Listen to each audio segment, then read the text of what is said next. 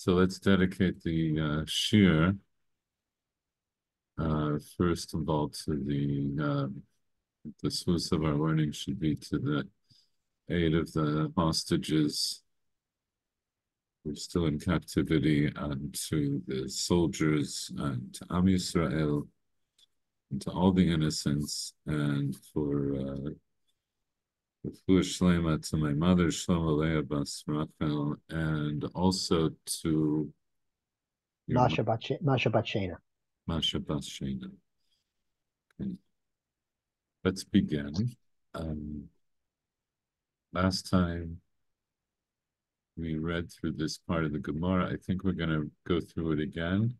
I didn't actually get to finish listening to the whole shir again, so I don't remember exactly what we did, but I think it's worth going through again with Rashi. I don't remember if we went all through the Rashi. So No, let's, I don't think so. yeah, that's what I think you're right. I think I just read through this very quickly. So let's do this. Tanya, we learn in a brisa. Rebbe Omer, Kol Hashirin Kulan B'Kazayis, Chutz Nitumas Ochli, Sheshina HaKasuv B'Mashma'an, V'Shinu Chachamim B'Shiuran. So that's the brisa. Rebbe says all of the shiurim entirely are in a kazayis. That is, all of the shiurim, as Rashi says, that are said regarding food, meaning, well, we'll talk about that in a second. Regarding food, we measure that with the kazayis, except for tumas ochli. Sheshina kasuv b'mashma'an, v'shina chachamim, v'shinu chachamim b'shiuran. But the Torah, that the pasuk changed its meaning, its implication, and so the chacham in v'shinu chachamim b'shiuran seems to be because of the fact that the Torah was mishaneh b'mashma'an, then the chachamim changed the shiur. So the baseline for all shiurim of Ochlin is ksayis, except for tumas Ochlin. And then I'm sorry, the brisa finishes off by saying V'rayel Davar Yoma Kippurim. The proof of this matter we get from Yom Kippurim. Just a second. I'm gonna see this.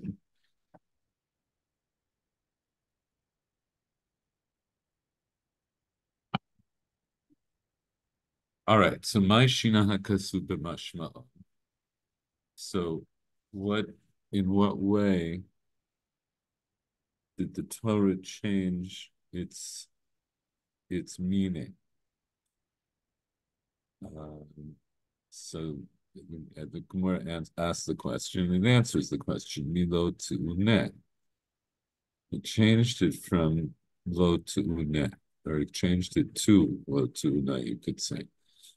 So what does the Gemara mean? First of all, so the Gemara is looking at this brisa, and why are we bringing this brisa all together?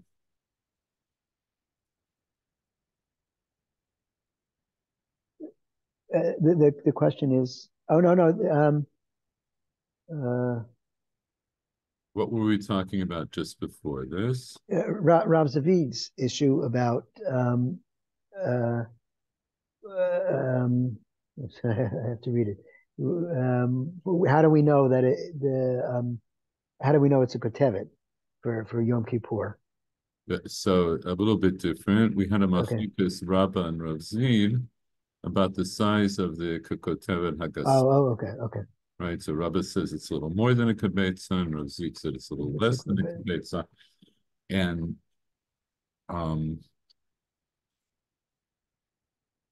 excuse me.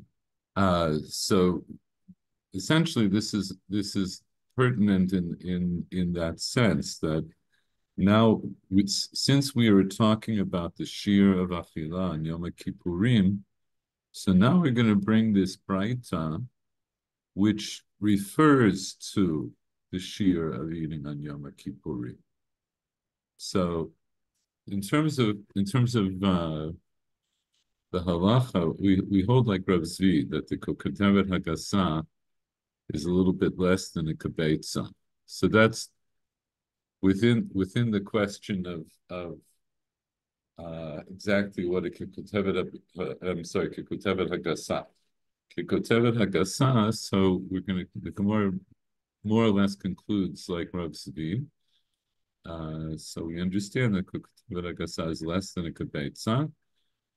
And now I'm going to put it into this, I'm going to bring that, I'm going to bring the idea of the kikotevet hagasa into this discussion about shiurin more generally.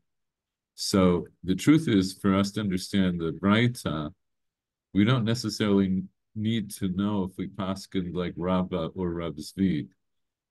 The Gemara here is just going to sort of digress because now we're talking about the shiur of Kikotevet Hagasa and Yom Kippur.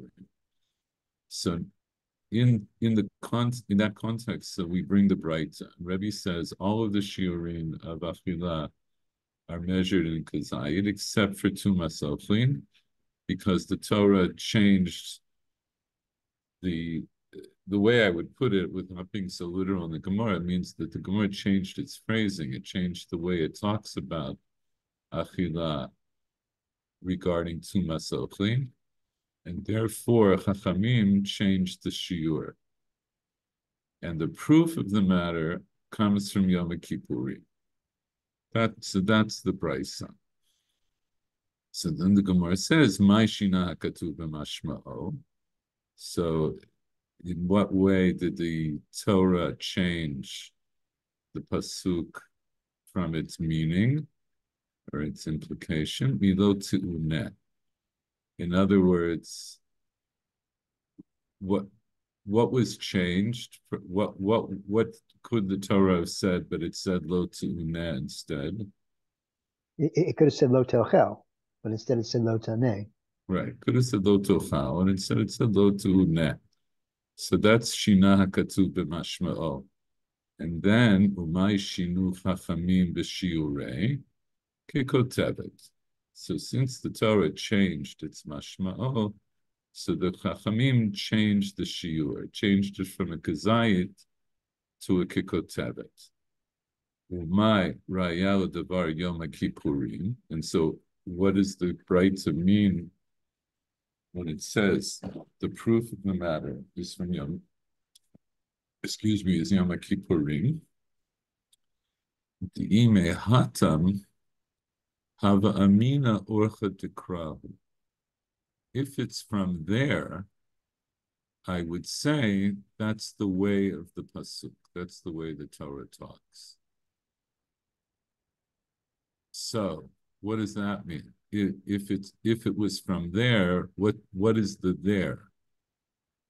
So it's from the pasuk that talks about the shireen, that all the shiurim are like a kazite, and it says it doesn't say ochel, it says here ha'ochel asher yachel. So it adds that asher yachel, which is on the surface at least seems superfluous, is not necessary. Okay, so that's almost exactly correct. Close. It's close. It's close. So di'ime hatam, the hatam just means if I'm looking at tumat ochlim. So in other words, it's like, so the hacha, we have hacha, which is here, and hatam, which is there. So whatever I'm talking about currently is hacha. Whatever I could have talked about by contrast is hatam, is over there. So in the Braita, I have three elements. I have all of the shiurim kulan, and that's a kazait. And then I have the exceptions. So it's not exactly kulan, but it's the way the Braita talks. So I have the exceptions. The exceptions are Tumat Ochlin and Yom Kippurim. So My raya b'dvar Yom Kippurim. So what does it mean when Rabbi says in the bright when he says in the Braita that the proof for Tumat Ochlin, that it's a different shiur, I derive that from Yom HaKippurim. So how do I derive it? Di'in mehatam, if I were to bring the braya from the basis in the Torah for Tumat, for the shiur of Tumat Ochlin, Hava, See. right? If I were to bring it from the pasuk from where I learned Tumat Ochlin, Hava Amina Orcha Dikrahu, I would just say that's just the way the pasuk talks. In other words, the whole basis of what Rebbe is saying is based on this idea of Shina HaKatuv b'mashma'an, that the Torah changes the way it talks about the isur, or the implication of eating. So when we come to Tumat Ochlin, it's not clear. It doesn't jump Yes. out. And I might just say, Mikol ha'ochel asher yachel, it's a manner of speaking. It's just the way that the Torah phrased it, but it still uses a lashon of achila. So why don't I just, what would I have said? I would say also the shiur of Tumat Ochlin would also be a kazait. But since, so, so therefore, Rebbe says, I'm going to bring a proof from Yom Kippurim, where the Torah out and out changes the language entirely. And since it changed the language entirely by Yom Kippurim, that served as a basis for Chazal to change the shiur. And then they could point to any other place where there's a deviation from the plain language of Lo Tochal. And that would be Tumat Ochli. So let's go through this now with Rashi. Let's see how Rashi says this. The way we learned is more or less the way Rashi learned, but Rashi has a few other details. So let's look at Rashi. Right. So Rebbe Yomer Kol Shim Kulam Bekazait Hamurim Be'Ochlin Chutz Mitumat Ochlin Sheshina Katuv B'Mashma'an Sheshina Katuv L'Kaman Mefaresh La. Like the Gemara is going to explain what this means later. The Shinu Chachamim B'Shiuran Raya L'Davar Yom Kippurim. Raya L'Davar, Rashi says, Raya L'Davar L'Mashe Amarti, the proof of what I said. שלפי ששינה הכתוב במשמען שינו חכמים בשיעורן, that since the pasuk changed its phraseology, the chachamim changed its shiur. So the proof for that idea, I'm going to get that from Yom HaKippurim. She'af bo shinu chachamim b'shiuran, because there also chachamim changed the shiur. Mipnei sheshina shina bo hakatuv b'mashma'o, since the pasuk changed its meaning, changed its implication. And how did it change its mashma'ut? It says asher, because the Torah says asher lo tu'uneh. And Rashi explains, lo k'tiv asher tochal.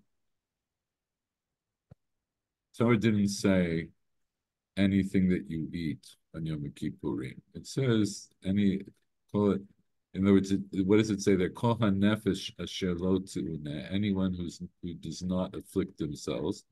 It could have said Kol hanefesh asher tochal, anyone who eats. So, my ra'aya, with my right. So then, what does it mean that?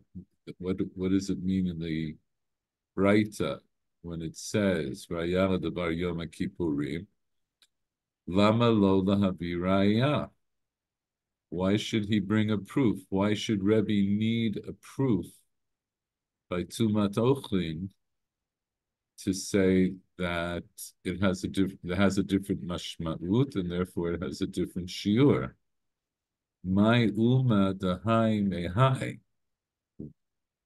How is this one stronger than this one? In other words, I have this deviation by Tumat Ochlin because it says Koha Ochel Asher Yeachel, and the Asher Yeachel makes it different than other Isurei Ochlin in the Torah, because in other Isurei Ochlin just says Lo Tochal, and here it says Asher Yeachel, right? Ochel Asher Yeachel.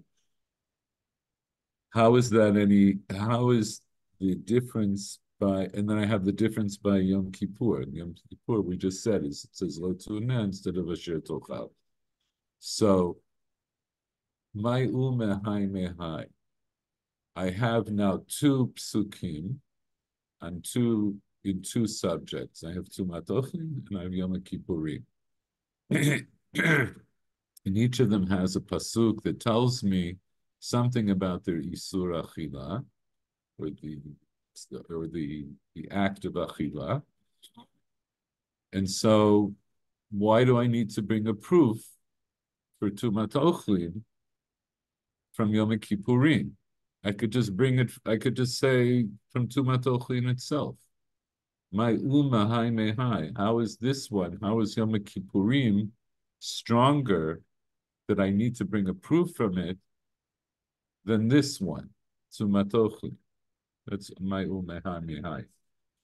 Dema piresh v'Yom Kippurim b'Mishnah v'hodienu yoter shahatam mishum d'shina hakatuvu. So meaning, what's stronger about what makes you think that Yom Kippurim is stronger, that the Mishnah went out of its way to tell us Yom Kippurim Mishnah Lodienu Yoter Shatam Mishum Deshina Katuv, that and now I'm learning from the Breita that the reason it has a different shiur of Kotevet Agasa is because the Torah changed its language regarding Achila.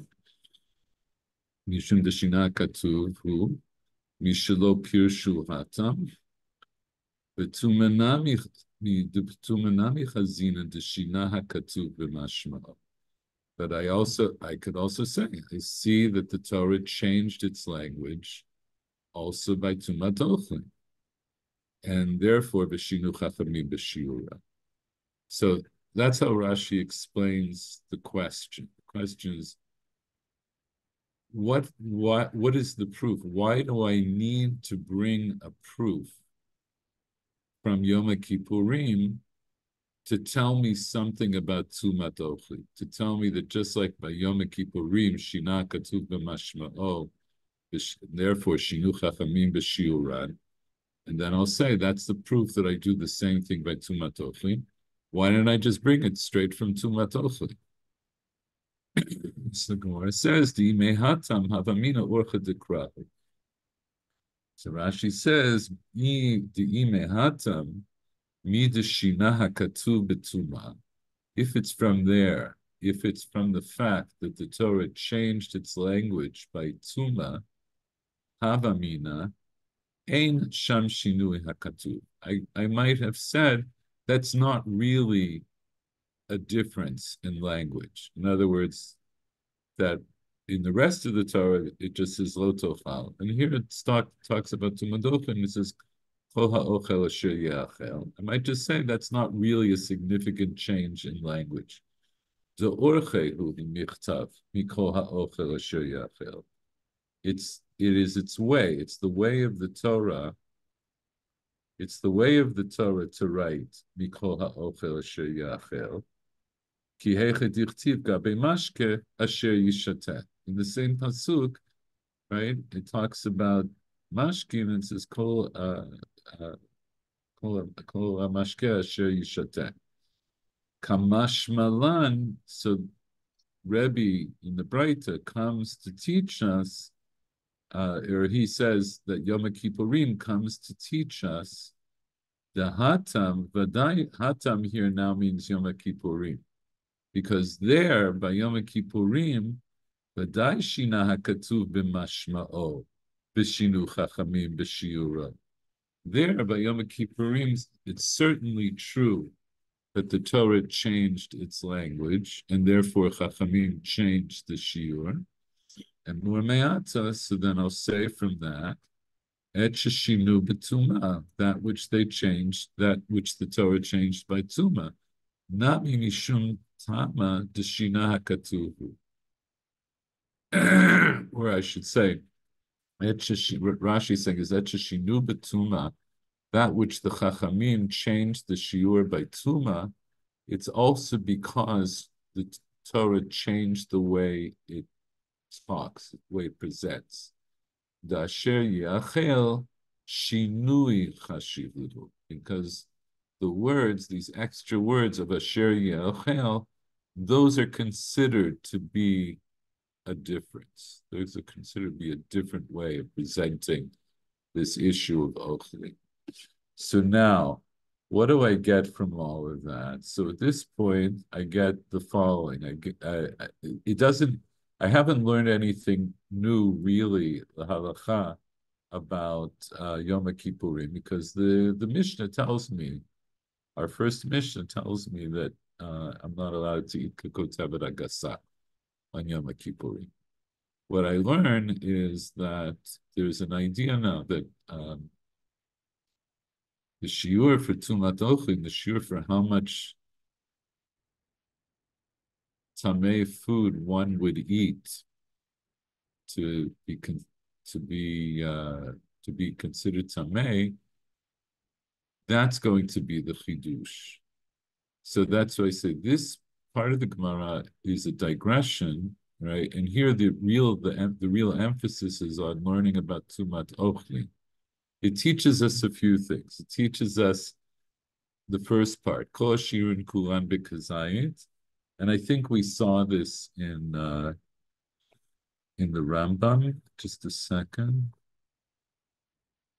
I have to remember where I opened this up. Oh, it's here.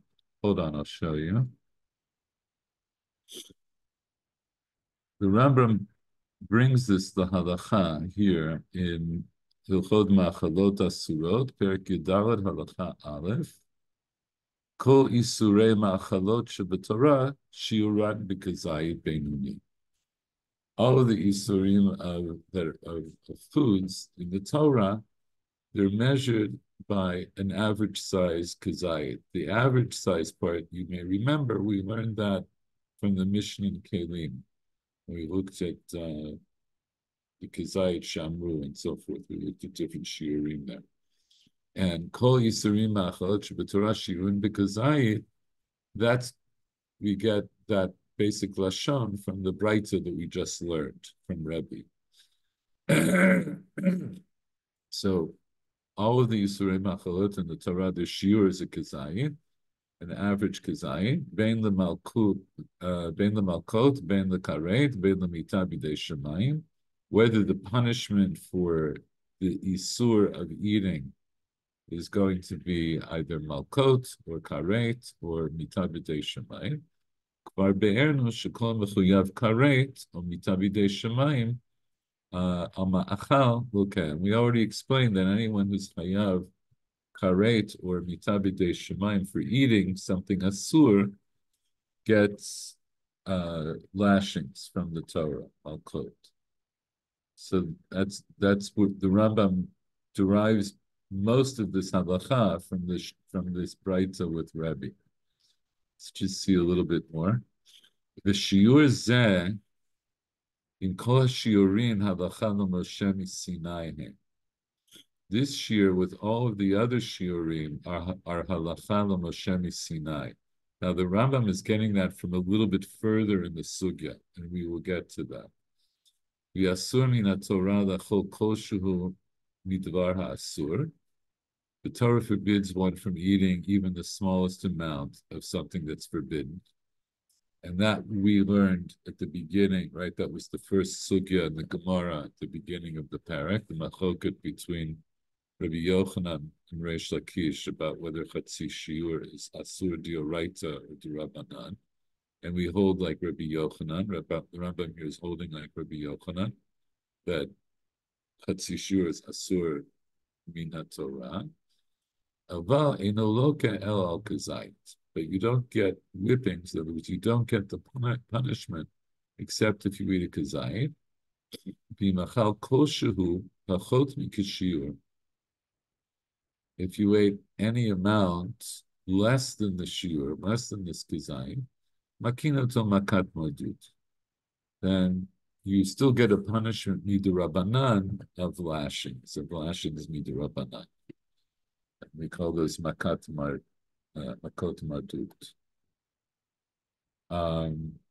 Okay, that part. Okay, okay, actually, I think we'll leave this for now. And let's go back to the Gemara.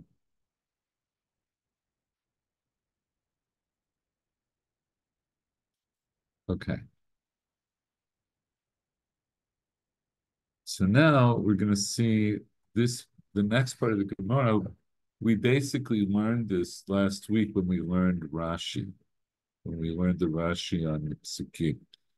Tumat ochin kebeit saminala. Okay, so Rebbe, all he said in the Braita is that Tumat ochin is a shiur that's other than a kazayit.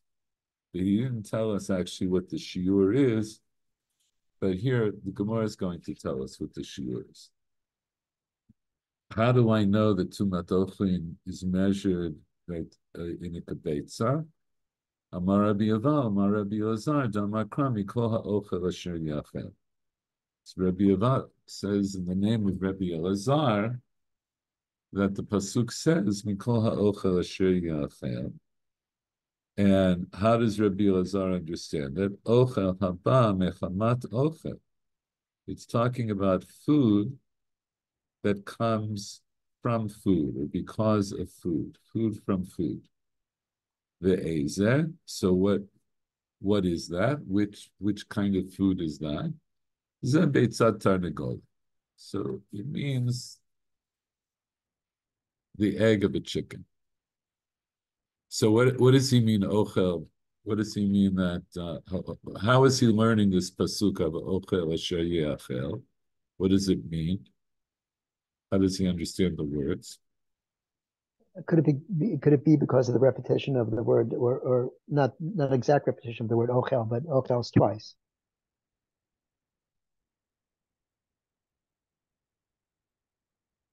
Yeah, I think we can say a little bit more. We could say maybe it means what does it mean? Ha'ochel asher yeachel. It's he's saying it's ochel haba mechamat ochel. Ochel, it's food. Ochel asher yechel. It's the food that becomes food that's eaten. So it starts with food and it ends up with a different food. Ochel asher yechel. Had a better way of articulating that. Just a second. Ochel. All right, we'll leave it at that. So that's what he says. He says it means it's the food that comes because of food. And what kind of food comes because, from food? What food comes from food? So chicken eggs, because the chicken is food and the egg is food. So the egg comes from the chicken, and that tells me, so just like the egg of chicken comes from the chicken, that indicates to me the size of the food that we're talking about. In other words, it's the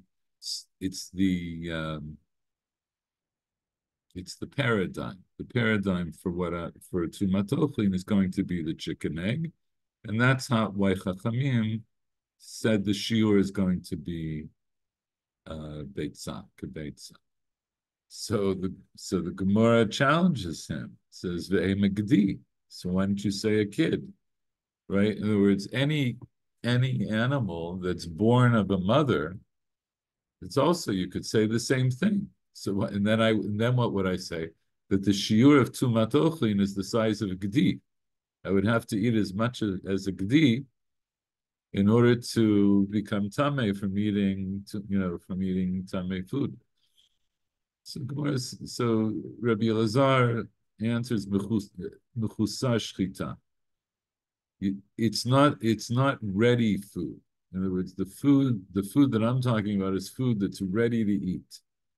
And so the gedi is not ready to eat because when it comes out, you still need to shecht it. So then the Gemara says, well, if that's the case, Vema ben kua, then I could say, what about a ben kua? It should be the size of a ben kua. So what's a ben kua? So that's this animal that's in the mother's womb at the time of shchita. So we're going to digress on this for a little bit, just to look at the Mishnah that talks about that, and that is here.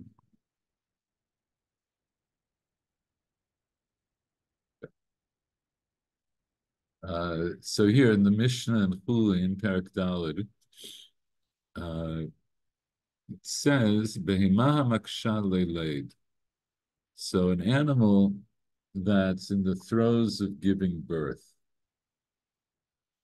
V'hotziha ubar et yado, and the fetus inside sticks out its hand, the hechzira, and then pulled it back in. It stuck its hand out of the womb, and then it drew it back inside. Mutar ba'achila. It's permitted to eat. Hotziat rosho, af al pi shehechziro, hareze ki arut. But if it stuck its head out, even if the head went back in, it's as if it was born. We'll explain this in a little bit more detail in a minute. If you cut from the fetus inside the mother, that you're permitted to eat. Mina tchol, mina klayot, if you cut from the tchol, I'm trying to remember how to say tchol, and the spleen.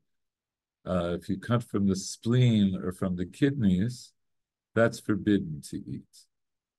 Zaklal, devar shegufa asur. Anything that is her of herself, of her body, that's forbidden. She'ena gufa mutar. That which is not from her body, that's permitted. So let's give all of this a little bit more perush. And actually, let's look at the Rambam here.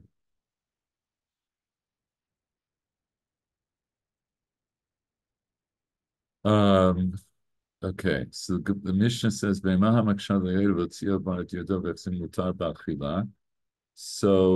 Rambam says, Mashama mutar, where the Mishnah says, talking about this animal, right, that's inside of its mother, it's a fetus inside of the mother, and it stuck its hand out, you're permitted to eat it. So what the Mishnah means, Ritzal Omar, Oto ha'ubar, it means that fetus is permitted to eat.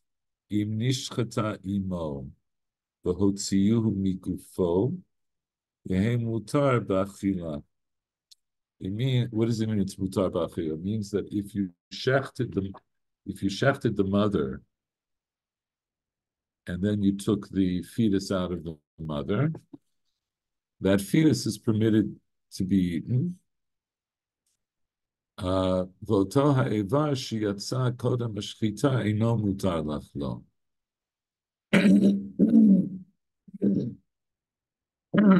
Excuse me. In other words, the basic din, it's telling me not the basic din. The basic din is that if you shecht, let's say a cow that's pregnant, and let's say the fetus inside of it is not really a fetus as it were anymore. It's already practically a living animal. It's maybe, even if it's just about to come out, if it's full term. If you shechted the mother, you don't have to shecht the animal that comes out. You don't have to check the kid that comes out or the calf, whatever it is, because basically the idea is that kol zman, that as long as the animal was not born, it's a part of the mother. And just like when you shecht any animal, you can eat all the parts of the animal. So when you shecht this mother, and there's a fetus inside, even if it's a full-term fetus and it's vital, once it comes out, it can come out alive, but you don't have to shecht it anymore, which sounds a little unexpected, but that's the halacha. So the Mishnah here is talking about what if there was a partial birth? So generally speaking, we say like this. This is true also of humans for other halachic purposes, because we don't eat humans, but we have other issues if when a human is born or not. Um, once once the fetus crowns, once the head comes out, even though the head is not the majority of the body, right? But once the head comes out, it's considered to have been birthed, even if the rest of the body is still inside the womb. And this, by the way, one of the reasons that this is important regarding humans, this has to do with questions of abortion, right? Once the child is born, if the head crowns Rosho Berubo, then uh, then the mother's life and the child's life, there isn't necessarily a precedence of one over the other. As long as the child isn't born, then there's a precedence of the mother's life over the child's life. I can show you that Mishnah also. It's a Mishnah in Orla. For here, though, the importance is that uh, what if the animal sticks out an arm? We're back in our Mishnah fully. What if the animal sticks out an arm? So you could say that's a partial birth. So maybe that part of the animal got birthed. So maybe now I consider the animal as if it's been born. And if the animal has been born, then the shchita of the mother is not enough to be matir this animal without its own shchita.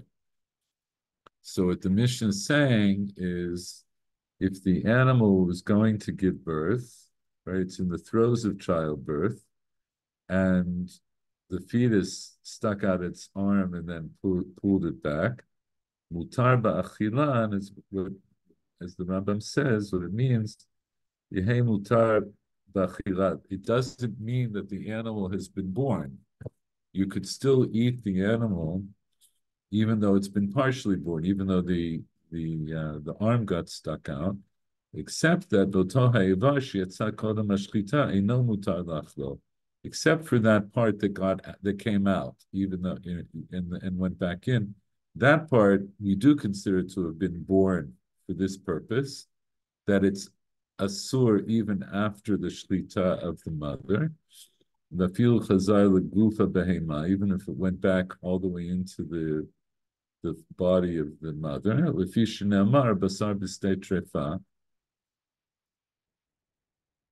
You know what? I'll explain this. I realize as I'm doing this, this is not necessarily so vital for what we're doing in the Gemara in Yoma, but since we're here, Mishnah Ba'ali Adenu, we'll learn it. So why is this true? Why is this the halacha? Because the Torah says ubasar b'steh treifa, that you're not allowed to eat this is you're not allowed to eat the flesh of a treifa in the field, right? So literally it means an animal that you found torn up in the field. But the way we're going to understand it for this purpose is רוצה לומר שבשר שיצא חוץ למחיצתו, שהוא לא שדה, הרי הוא טרפה. We're going to learn it like this, that the flesh of an animal that goes outside of its boundary, which is, in other words, its mechitza, its boundary, which in this case is the mother's womb, that's its sadeh.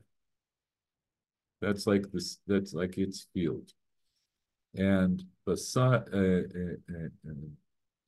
b'stet treifa, it's as if it's saying that if the flesh went out of the sadeh, it's a treifa. We consider it to be like a treifa. Kvar be'enu ze bizvachi. We already explained this in the Mishnah in Zvachi. Kumo sheha treifa, kevan shenitrefa, shuv ein la heter. And just as it's true that an animal that's a treifa, once it becomes a treifa, shuv ein la heter, it has no, there's no way of permitting it anymore to be eaten. Af basar kevan sheyatsa mimechitzato ein lo heter. So we're also going to say this is true of this flesh of the fetus. Once it's gone out of its boundary, it has no more heter. The filu shav the mechitzato, even if it goes back into its mechitza, even if it goes back into its place. Therefore, we say that that particular limb that stuck out, afilu hechzir, even if he brought it back into the womb, is asur. Fresh muvor. And so, what's the difference between fresh muvor shim hechziro to'evar v'char kach nishchata behema or lo hechzira? So, what's the difference? The halacha about whether, in this case, where the animal stuck out its arm and pulled it in, what's the difference, the halacha, between that and sticking out its arm and not pulling it back in? This is the next part of the Mishnah. Let's see it. Chotech meubar shebemei mutar b'achila. If you cut from the animal inside the mother, then you're allowed to eat it. So anyway, he's going to explain this. What's the difference? So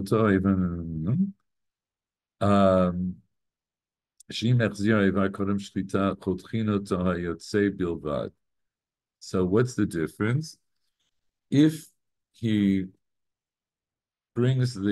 the animal stuck out its arm and then it brought it back inside, before shchita,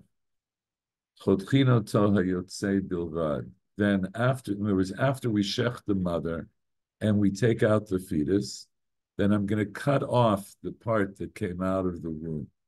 That I can't eat because that part of the animal became like a treifa.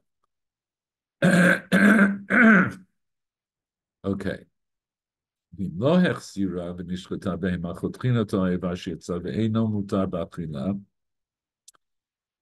If you didn't bring the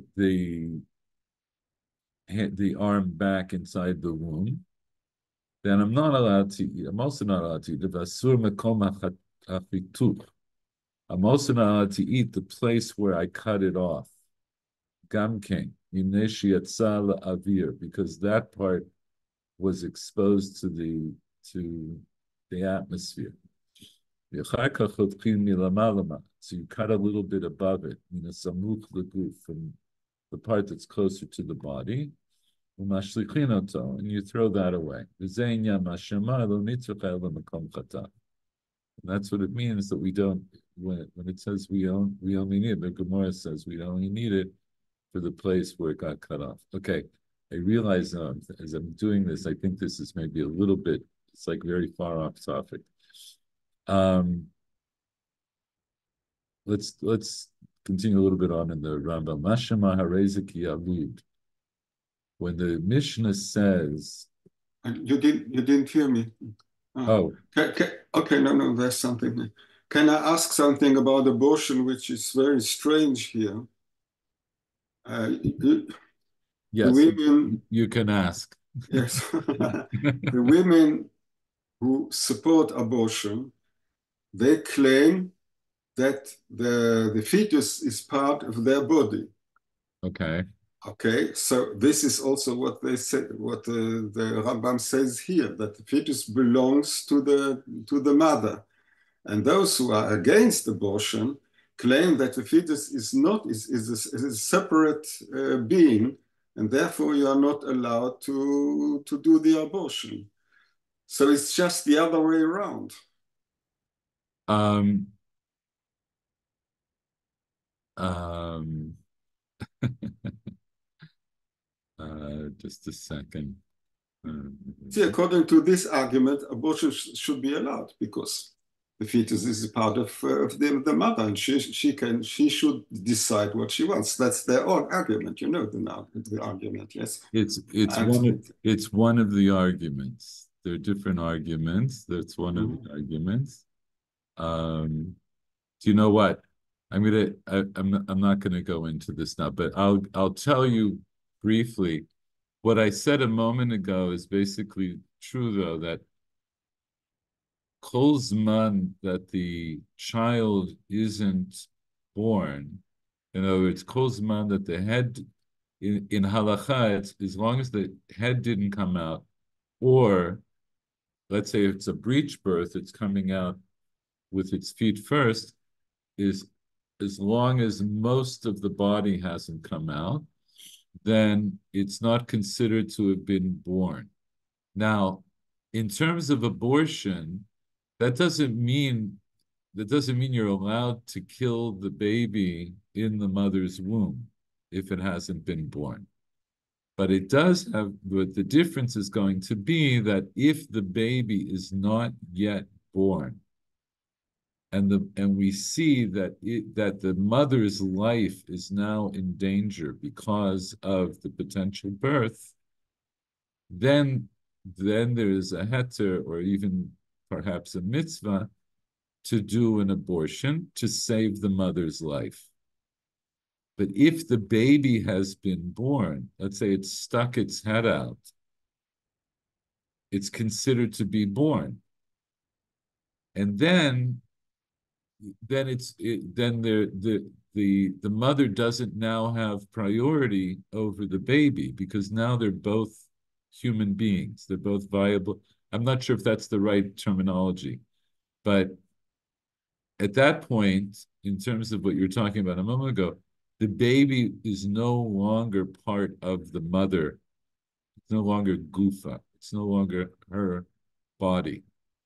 So you see similarly here by the animal, as long as the animal has not been born, and we have to, and that's what I mean, we have to explain, we have to give that a definition. So being born would mean if the head came out, or if most of the body came out. Sorry, I need to And run. you have to go. That's fine. Okay. Yeah, we're gonna wrap up very soon. Okay. Bye bye. Thank you very much, Bye-bye. and have a good week. Much Shabbat shalom. well to your everybody. Okay. Um, uh, We are doing mishmarot, if I understand. well, Mishmarot, you mean here at the Shiur? Yes, well, Michael Werner warned me in advance that he was probably not going to make it. And Michael Schwartz, when we started this year, he told me he would have to leave now. And what I told him is, I'm planning to do the shear for just about an hour today.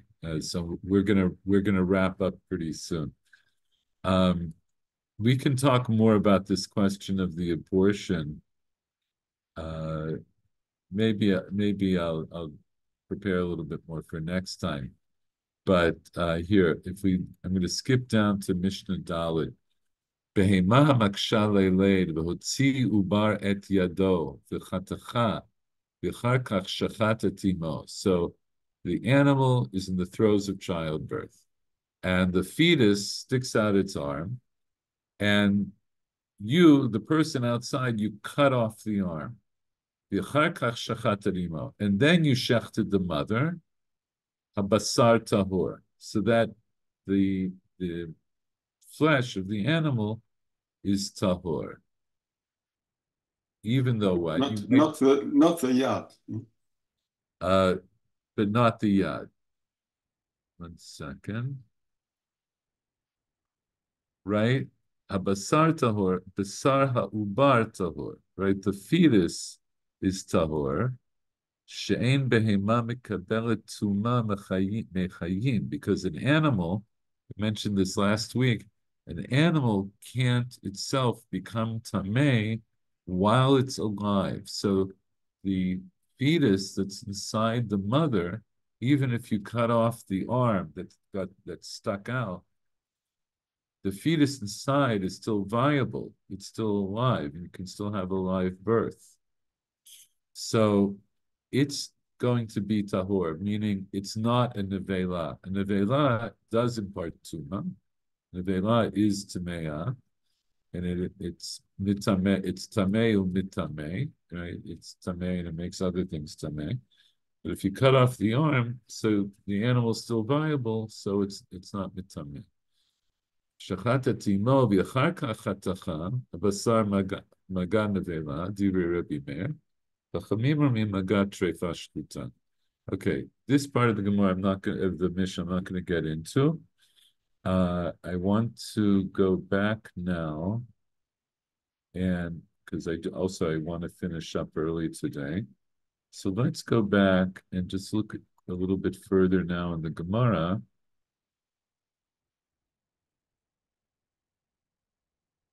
And this was all just to explain this objection that the Gemara had here to Rabbi Elazar. So Rabbi Elazar wanted to tell us regarding Tumat Ochlin. How do I know Tumat Ochlin is kibetza? I measure it as a kibetza in particular. Because he says I'm going to learn it from Mikol HaOchel Asher Yachel, Ochel Haba Mechamat Ochel, Ve'ezeh, Zeh Beitzat Tarnagolet. Right, to explain that.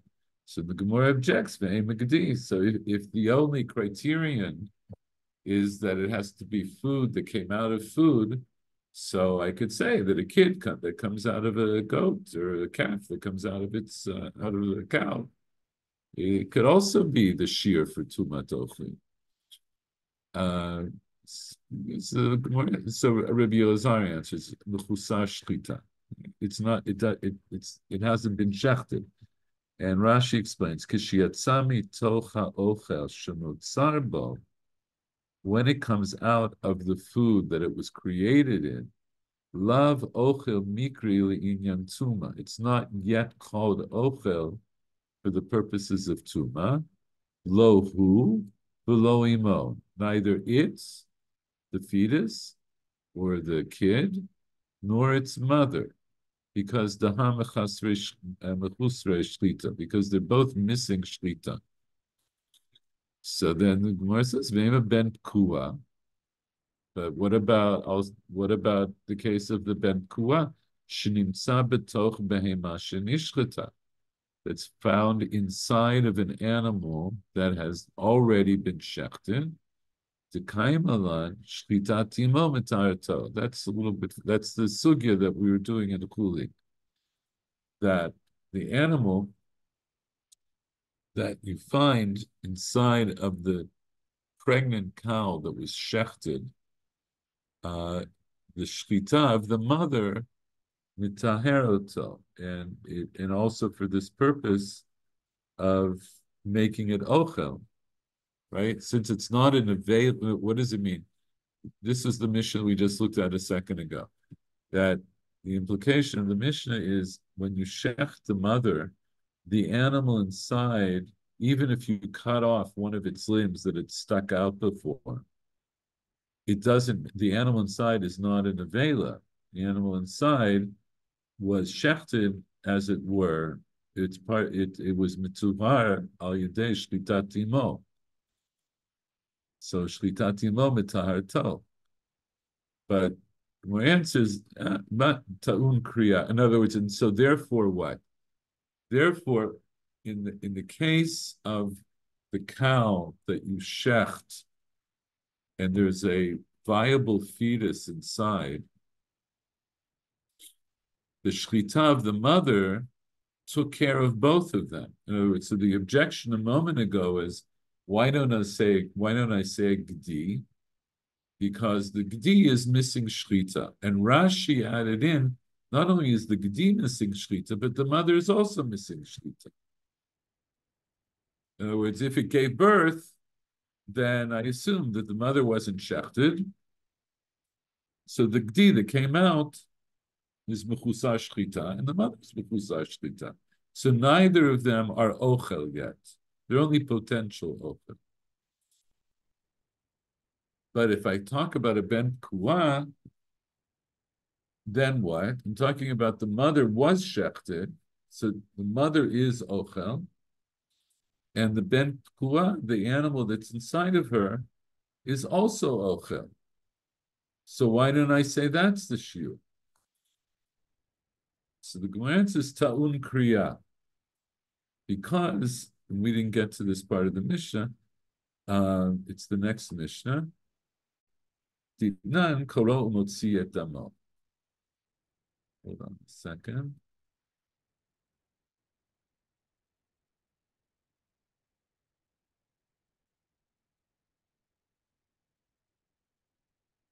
This is what the Mishnah says. Shocheret behema umatza ba ben shmone chai o meit, o ben tisha meit, koro umotzi et damo. So if you shecht a behema, shecht an animal, and you find that it had inside of it the fetus that was either 8 months old and alive, or whether it was alive or dead, chai o meit, or if it was 9 months old, which is a term, which is full term for a behema gasa, like a cow, and it was dead, koro motzi et damo. מצא בן תשעה חי, טעון שחיטה, וחיה באותו ביד בנו, דברי רבי מאיר, and the Chachamim, but we hold like the Chachamim, shlitat imo mitaharto, that for an animal, for let's say a calf that is full term, it's 9 months old, at the time that the mother is shechted, then the shchita of the mother was mitaher the kid, the calf, in this case. Okay, so, but a ben pekua, you'd still have to tear open the mother. You have to tear it open and take out its blood, remove its blood. And there's one of the things that shchita does is it takes out the first spurts of blood are significant. So you have to take out the blood. I'll explain this a little bit more next time. I'm going to just read now to the end, and then we're going to stop. So, the Ema Beitzat Bar Yuchni. Okay, so now the Gemara says, okay, so if we're still talking about this concept of Ochel mitoch Ochel, or Ochel ba mechamat Ochel. So I say, not a Gdi, not a Ben Kua. Okay, but why do you still have to say that it's dafka a chicken egg? Why don't I say it's the egg of a bar yuchni? So what's a bar yuchni? We'll look at this a little more next time, but bar yuchni, Rashi explains, of gadolhu. It was a huge bird. He doesn't just mean big. It was a huge bird. As the Gemara says in Bechorot, shetav'a beitzato shishim krachim, that a yuchni dropped its egg, and it was so huge that it drowned 60 walled cities. We'll look at that next time. It's an interesting story, the way the Gemara brings it down, but Bonagid, it was a fabulous bird. Is it not an ostrich or something like this? No, but that's the thing. Well, so we'll talk about it next time. The truth is, the Bar Yochani, as the Gemara talks about it, would seem to be a mythical animal altogether. I mean, it's so huge. But I'll talk a little bit more about that next time. We'll look Like at the Leviathan or Chatkeren or something it's like something this. like right, and you'll see because it's brought in the context of other fabulous kinds of stories. So we'll see that a little more next time. But so the Gemara here is just pushing. It's like trying to push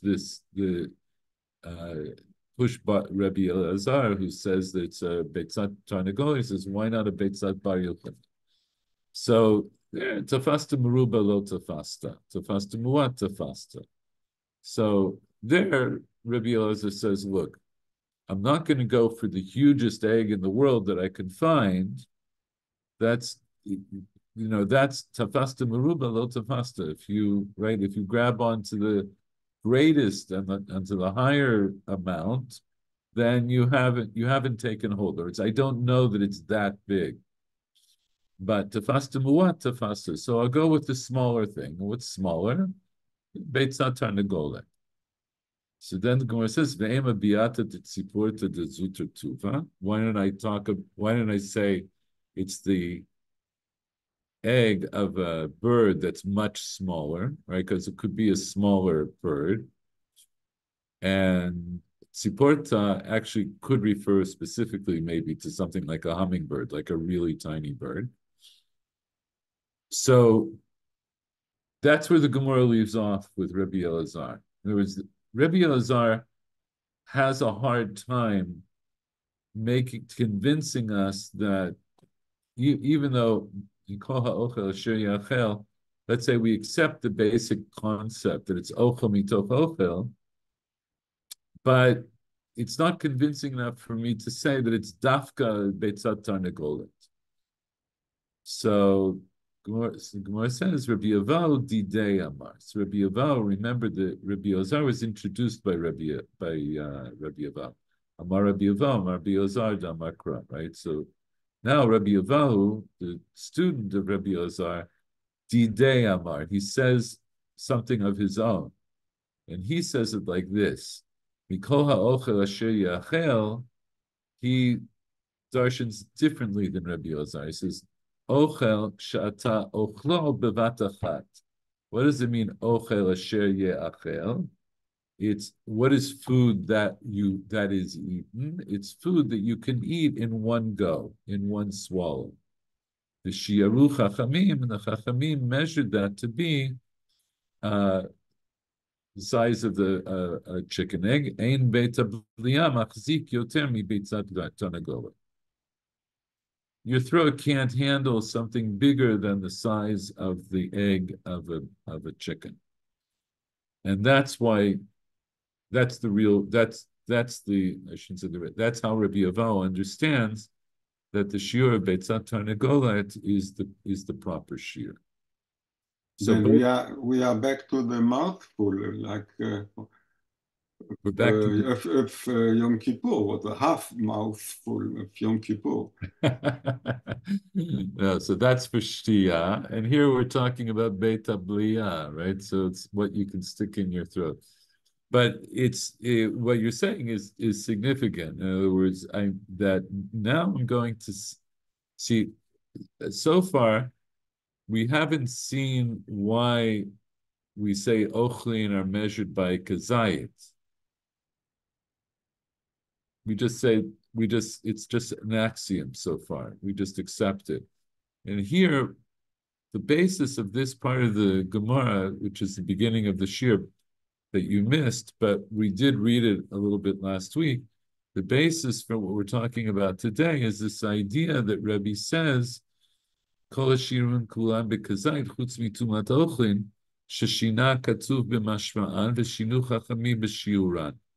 So tumat ochlin is not measured as a kazayit because the pasuk changed the way it talked about it, and therefore the chachamim changed its shiur. all that tells me is that it has a different shiur. It's a shiur other than a kazayit, but it doesn't tell me what the shiur is. So now I have Rabbi Avo in the name of Rabbi Ozar, who says it's Beitzat Tarnagolet.